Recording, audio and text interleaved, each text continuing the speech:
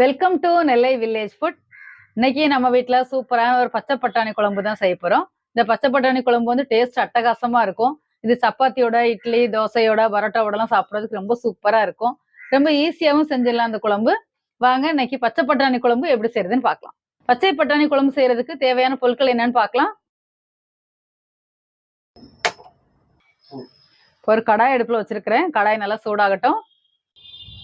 கடாய் சூடாயிருச்சு. 4 ஸ்பூன் எண்ணெய் ஊற்றிடலாம்.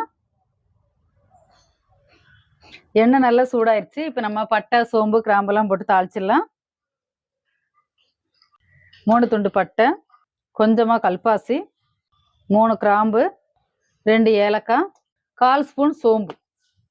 இந்த பட்டை, சோம்பு, கிராம்பு எல்லாமே நல்லா பொரியட்டும்.